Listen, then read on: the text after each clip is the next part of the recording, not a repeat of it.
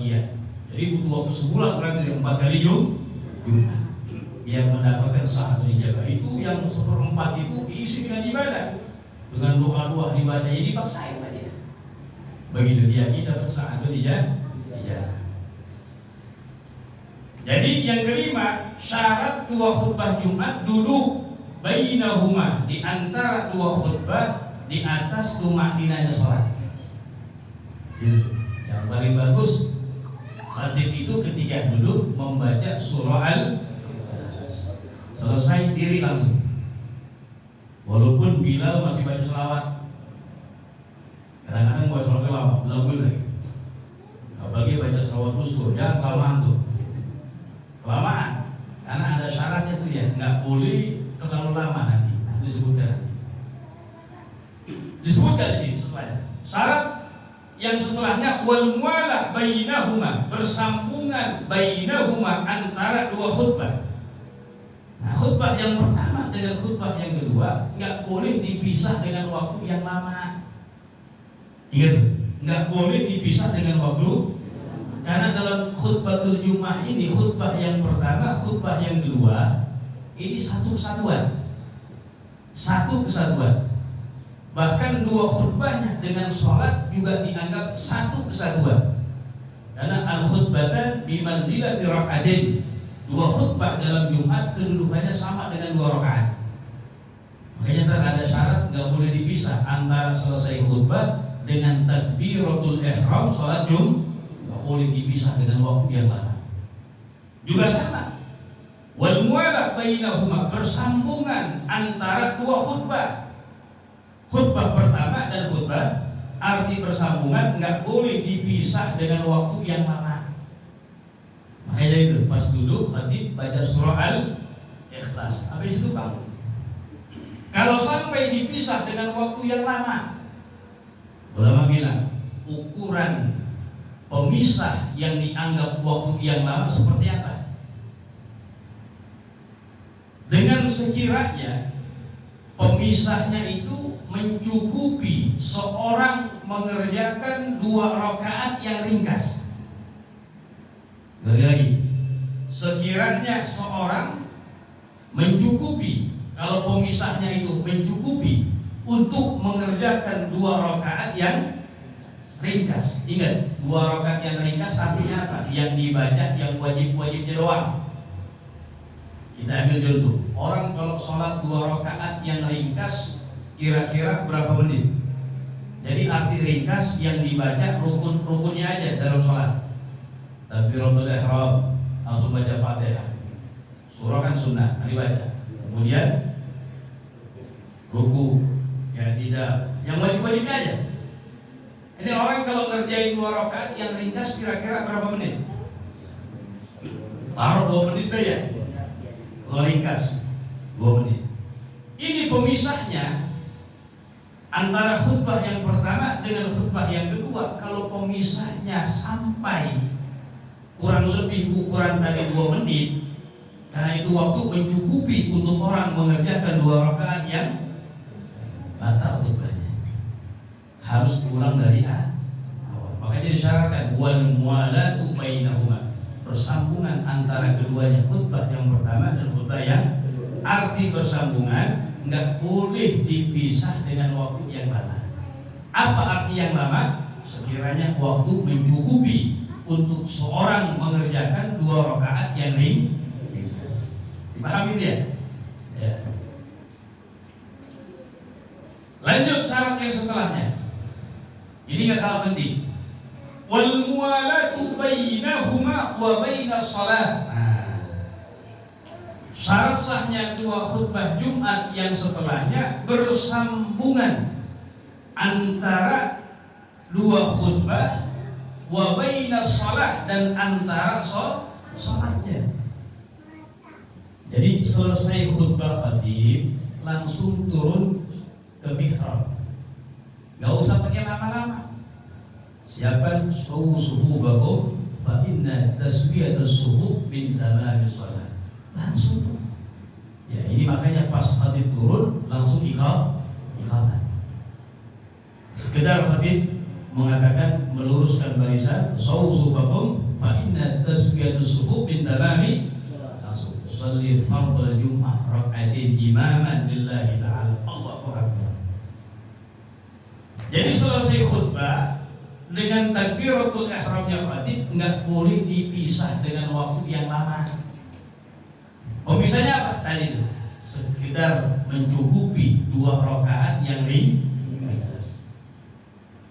Ada pernah kejadian di Sukabumi di sana, ya mungkin khotibnya nggak paham. Ini kalau dipisah antara selesai khutbah dengan takbiratul ihram, dipisah dengan waktu yang lama, sekiranya yang lama mencukupi itu waktu untuk 2 rakaat yang ringkas, batal khutbahnya. Jadi habis khutbah Jumat, qomat, dia nggak pakai takbir dulu, dia pengumuman. Repot jadi ya, urusan apa pengumuman situ. Oh, pengumuman loh, ya, ada yang kesampaian nggak aneh ya. Orang tua aneh, dari luar yang ngomong gitu, dia hadir di situ. Ngomongin apaan dibilang, oh, wah nanti ada yang segala macam. Lama juga itu. Sedangkan 2 khutbah ini ya berhubungan dalam Jumat dengan sholatnya. Satu kesatuan yang nggak boleh dipisah dengan waktu yang lain. Makanya disyaratkan tuh wal mualah, bersambungan bainahuma, antara 2 khutbah itu, wa bainas sholat, dan antara sholat. Nah, makanya pas selesai khatib langsung turun, langsung iqamat. Khatib sekedar meluruskan barisan, langsung takbiratul. Ini kalau pakai pengumuman lama ya, bahaya. Besok mau sholat repot. Kemudian syarat 2 khutbah yang setelahnya antakuna bil arabiyah, harus dengan bahasa Arab. Arti harus dengan bahasa Arab, ay arkanuha, rukun-rukunnya khutbah. Rukun yang 5 tadi itu. Alhamdulillah, alhamdulillah, ucapan alhamdulillah, selawat kepada Nabi, wasiat takwa, bacaan Qur'annya 1 ayat minimal, dan doa lil mukminin wal mukminat. Ini rukun-rukun yang 5 harus bil arabiyah, dengan bahasa. Kalau isinya bebas, bahasa macam-macam gak jadi masalah. Ya, harus bil arabiyah, dengan bahasa. Kemudian syarat 2 khutbah yang setelahnya ayyusmi'aha arba'in. Ayyusmi'aha, khatib memperdengarkan rukun-rukun khutbah kepada 40 orang. Yang mana 40 orangnya ini mustaudinin, orang kampung setempat. Dan dalam mazhab kita, mazhab Syafi'i, Jumat ini sah dilakukan dengan 40 orang. Yang mana 40 orangnya ini mustaudinin, orang kampung setempat, penduduk asli kampung setempat. Arti mustaudin apa sih? Orang yang nggak mau, la yurid ayyusafir sayfan wala shita'an illa lihajah, yang nggak mau keluar kemana-mana, baik musim hujan, musim panas, musim bulan sekarang ya. Pokoknya dia nggak mau keluar dari kampungnya kecuali keluarnya ada hajat doang, ada urusan silaturahim, ada kerjaan, ya intinya balik lagi ke situ.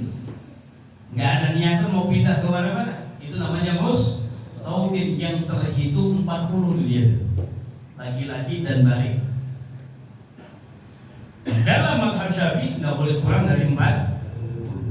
Nah, khatib ini ayyusmi'aha, dalam khutbahnya ketika membaca rukun yang 5 diperdengarkan kepada minimal 40. 40 boleh termasuk dirinya satu. Kalimatnya asma'a yusmi'u isma'an, artinya memperdengarkan. Kalau sami'a yasma'u sam'an, artinya mendengar. Jadi asma' muta'addi.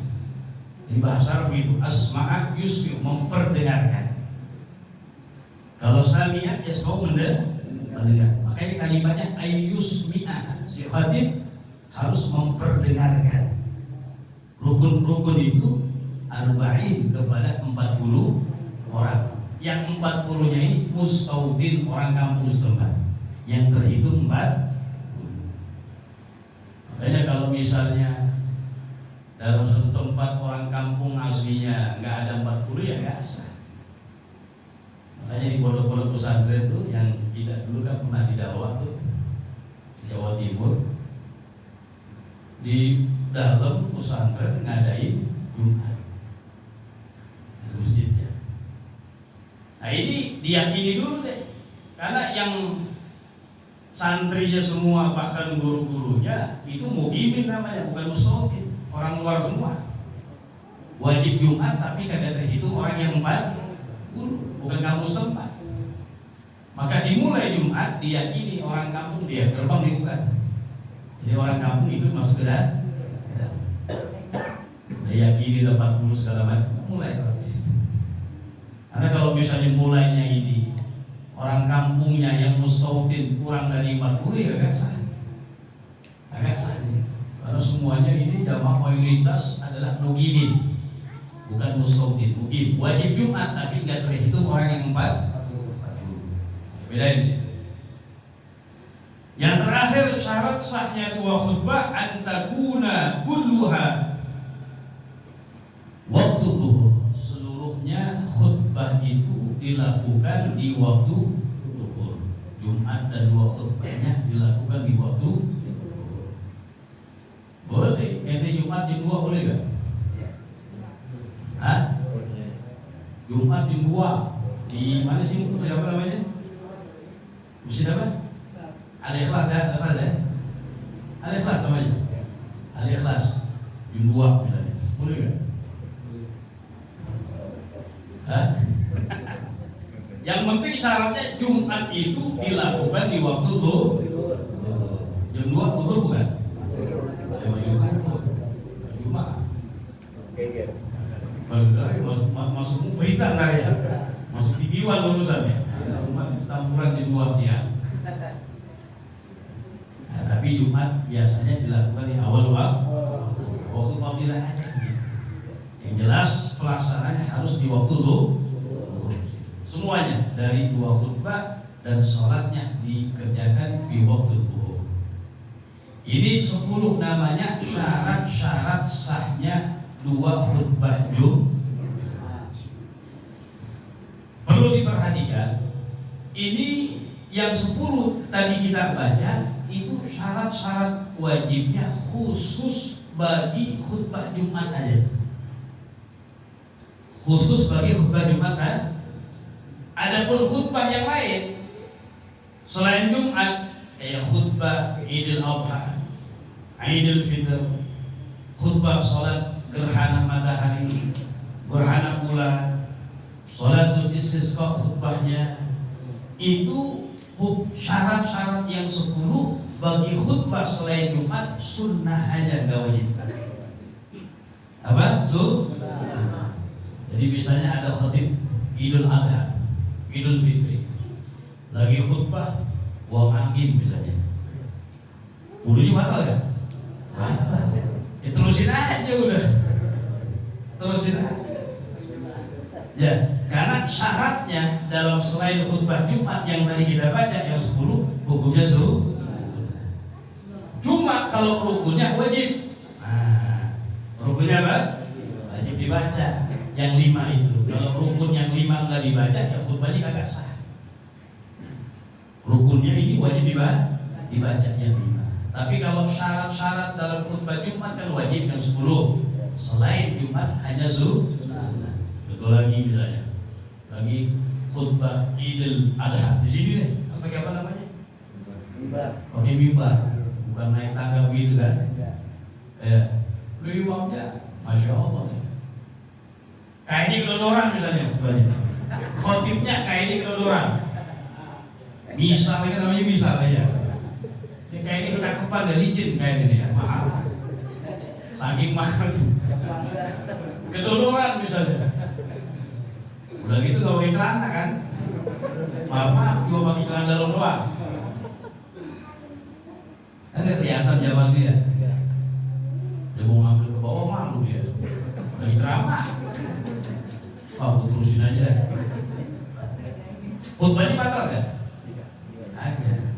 Kan karena satrul aurahnya, menutup aurat wajib ini fi khutbatil Jumat. Selain khutbah Jumat, hukumnya adalah yang 10 tadi kita baca sunnah. Dipikir dari dia orang di balik ini ada yang tahu sampai kelar. Misal kalau begitu tetap khutbahnya dianggap sah. Yang penting rukun yang 5 dibaca. Itu Wallahu a'lam bishawab. Sebelumnya pertanyaan Bapak ya, isi dengan pertanyaan Bapak. Assalamualaikum warahmatullahi wabarakatuh.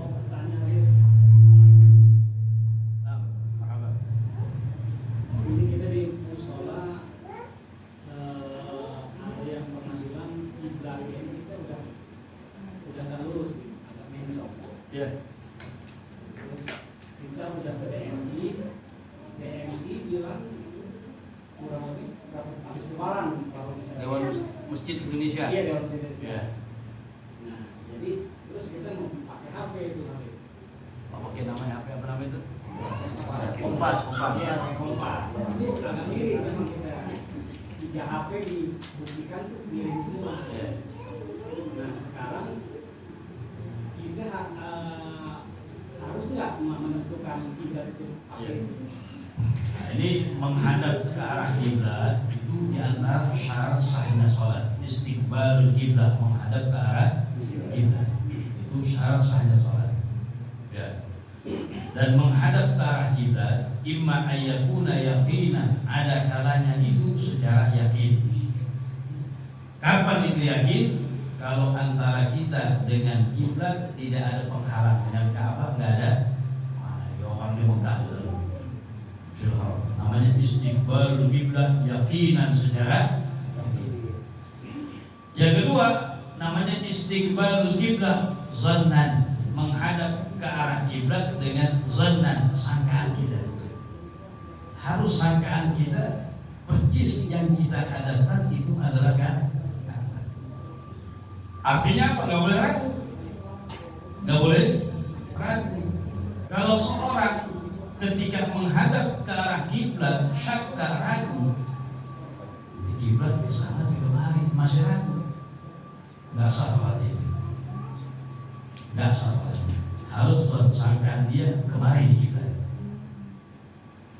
Nah, bagaimana menyikapi yang seperti ini? Ya kalau sudah dibuktikan dengan jelas, ada kompas segala macam, dan kompas yang mujarrabah namanya, yang mujarrabah yang kesalahannya minim gitu, yang kesalahannya minim, menyatakan miring dikit ya miring aja, ya. Karena kalau misalnya kita ragu ini nggak sah. Harus sangkaan kita benar begitu. Ini nggak dibentrokan dengan kedudukan ulama kita, nggak salah-salah. Di sini ya ada yang mengatakan ini pergeseran gitu. Kan bumi kita nggak tahu ya pergeseran, ada yang gempa segala macam begitu. Katanya begitu. Pergeseran. Makanya ada fatwa yang MUI mengatakan ya sesuai dengan yang sekarang itu. Gitu. Tapi ada juga kita dapetin ada seorang ulama yang dari mana? Muhammad Bekasi itu namanya apa? Kibarusa namanya, tahu Kibarusa? Ya, ada seorang ulama falak di situ, ulama falak. Kita dapetin bukan sama dianya, anaknya. Dia ngomong begitu. Ini gimana nih? Ini kan ulama-ulama kita udah tentukan dengan hitungan falak sudah zaman dulu. Beliau setuju tuh ya dengan pendapat yang sekarang ini deh, yang mengatakan mirip-mirip dikit nih. Menghancurkan tatanan ilmu falak nih, pendapatnya dia begitu, ya. Dan dia itu siapa namanya? Ulamanya itu ada tulisan, ada kitabnya pengarang ilmu falak tentang masalah hari kiblat dari Kibarusa. Sebelum Jonggol, tahu itu ya? Kibarusa sebelum Jonggol, Jawa Barat. Pokoknya kawin dah jauh dah ya. Begitu dibilang, dia anaknya itu. Ini merusak tatanan daripada ilmu ulama falak dibilang. Nah di sini kita bingung jadi ya menyikapi. MUI sendiri menyatakan ikuti yang sekarang gitu. Kalau kita rujuk kepada MUI menyatakan yang sekarang lihat itu bagaimana bisa dengan kompas, bisa dengan dihitung ulang dengan ilmu falak. Karena alasan mereka banyak mengatakan pergeseran di situ. Sedangkan syarat sahnya sholat di antara syarat istiqbalul kiblah, dan harus dalam mazhab Syafi'i ainul kiblah, zon sangkaan kita benar-benar yang kita hadap ini kalau diluruskan Ka'bah, bukan arahnya, benar-benar kan? Itu dalam mazhab Syafi'i. Walaupun dalam mazhab lain menyatakan cukup arahnya saja. Oh Ka'bah di sana ya udah cukup di sana. Enggak mesti ainul Ka'bah, persis Ka'bahnya. Tapi dalam mazhab kita, mazhab Syafi'i, istiqbal ainil Ka'bah. Zonnya kita, sangkan kita persis memang itu yang kita hadapkan kalau diluruskan adalah kan? Kalau aku hati-hati kagak safal gitu. Gitu. Nah, menyikapi yang kayak tadi, ya gimana? Kembali kepada ini tadi masing-masing. Nah, pendapat gua, cuma MUI menyatakan ikuti yang sekarang gitu ya. Dan emang kita dari MUI ya? Dari MUI kan? Oh dari DMI ya, Dewan Masjid ya. Rujuknya ke MUI jelas. Mau melapor ke DMI tapi di sosialisasikan masih, wah ini masih cukup lama Habib. Bagaimana? Belum bisa. Tapi pendapat mereka apa tentang ini? Yang baru kalau misalnya apa yang lama? Jadi pernah lapornya DKM lapor ke Iya. DMI, jadi disosialisasi nanti untuk pengecekannya berapa bulan yang lalu. Bakal datang nanti. Kalau sekarang ini kita melihat di HP 3 HP kita buktikan Miring dikit. Iya. sedikit.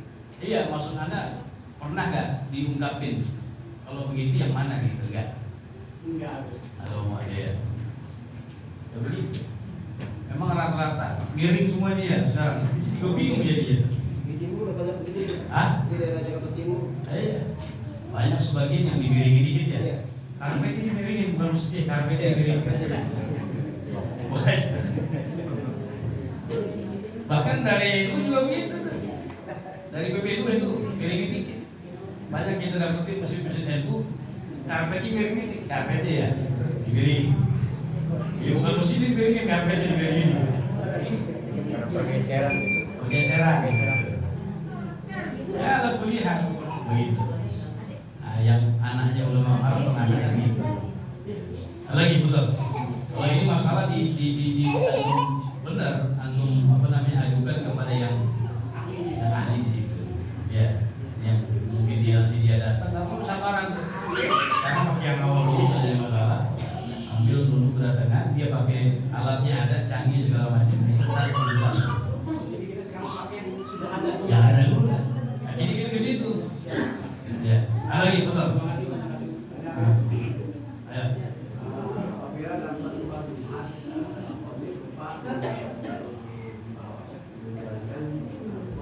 Ya.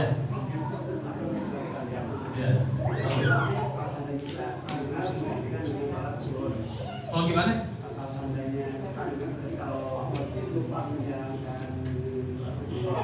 Ya.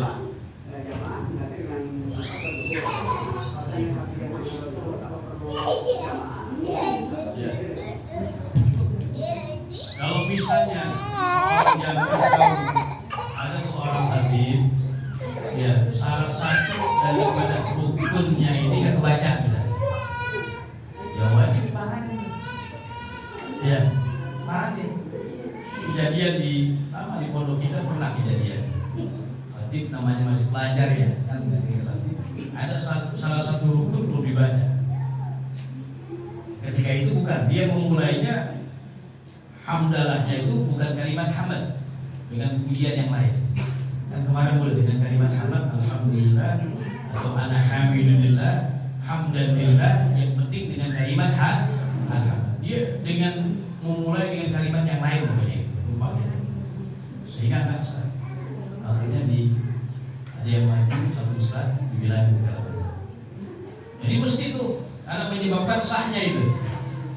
Nah, kalau kita yakin ini khatib meninggalkan salah satu rukun dihilangin. Namanya manusia kan bisa lupa. Makanya yang paling afdol memang sih dalam khutbatul Jumat dibaca. Rukun-rukunnya dibaca. Dia menambah yakin di situ.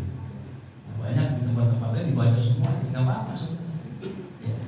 Tapi kadang-kadang kita lupa bawa segala macam. Awal dibawa dulu ya. Karena bisa aja kan lupa. Ngadepin orang banyak kan bisa aja lupa.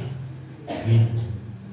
Yang kedua, kalau misalnya dia yakin udah selesai Jumatnya ya, dia yakin di khutbahnya sah, hukumnya tidak dibaca sama dia dah.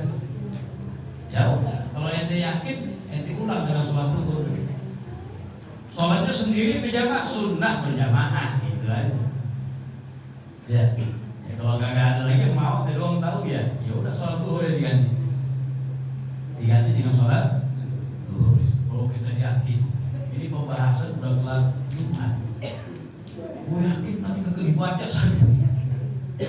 Ya udah buat inti yang yakin kayak tadi itu wajib pulang dengan sholat. Karena Jumat udah terjadi, udah terlaksana. Lagi. Ini di luar tema nih tentang sutro. Tentang apa? Sutro. Iya. Karena kan ini sunnah yang ditinggalkan yang dilupakan gitu. Kalau jamaah itu kan sutronya imam ya. Kalau sholat sunnah itu kan sutronya bisa pakai penghalang. Iya. Saya pernah dengar di ceramah Ibu ya. Jadi ketika kita udah sampai pakai sutro, ketika orang itu dihalangi 3 kali, dia nggak mau minggir juga, itu wajib kita picut gitu. Karena itu syaitan itu gimana? Ya bukan picut, jadi begini ya. Ada riwayat atau makna hadis mengatakan begini, kalau misalnya kita sholat ya sudah syarat sutrohnya penutupnya sempurna, ya, sudah memenuhi syarat. Contohnya kayak tiang, kalau jamaah orang yang ada di depannya itu sutroh namanya. Dan jarak antara dia dengan sutroh nggak boleh lebih dari 3 dhiraah.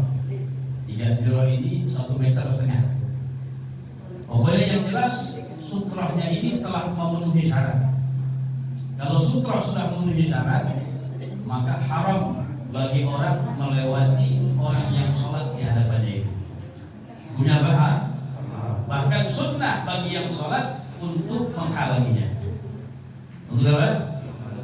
Karena termasuk nahi munkar, mencegah orang dari berbuat dosa. Jadi maknanya menghalanginya itu ya falyadfa'u, bahasanya begitu. Dihalangi itu orang. Jangan lewat situ. Lewat. Kecuali darurat, enggak ada jalan lagi kecuali memang di situ. Di musim keluar, darurat. Buang air bukan dia. Ini enggak jadi masalah. Jadi yang haram seorang melewati di depannya itu kalau sutrahnya mu'tabarah, memenuhi daripada syarat. Apa syaratnya?